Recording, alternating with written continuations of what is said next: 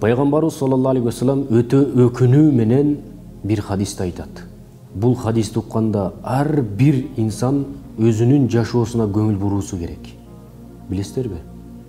Бул хадисти уккан ар бир инсан өзүнүн жашоосунда кандай жашап атам?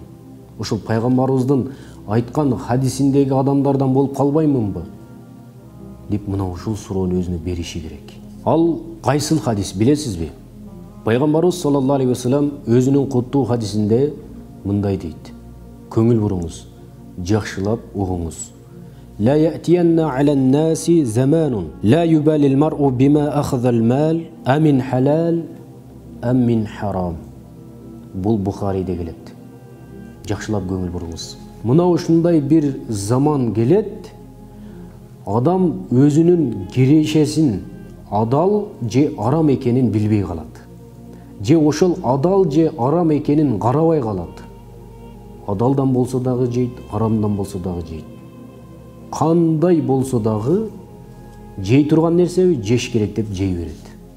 Таба турган нерсеби табыш керек, акча табыш керек, акча деп таба берет.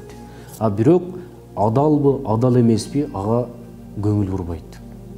Ал жөнүндө ойлонуп да койбойт. Мына ушундай заман келет. Бүгүн мына ушул заманга ыкталып калбадыкпы? Мына ушул заманга түртүлүп калбадыкпы? Кризис деп атып, биз адал же арам жолдон тапканыбызды билбей калбадыкпы?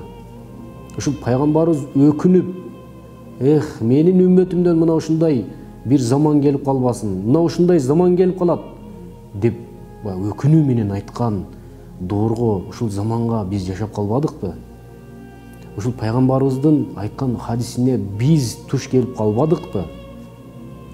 Бир өзүбүзгө суроо берип көрөлүчү.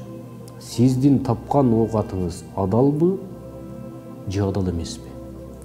Пешене терби же пешене тер эмеспи? Же жөн гана бирөөнүн үстүнөн же бирөөнүн оокатын тартып алмай, же адал же арам экенин билбей, жөн эле кыскасы кагаз же жөн эле кыскасы тамак, адалбы, арамбы, кайсыл жолдо экенин, кайсыл жолдон тапканын билбей эле жашап жүрөсүзбү? Барыңыздарга мына ушул суроону берейин.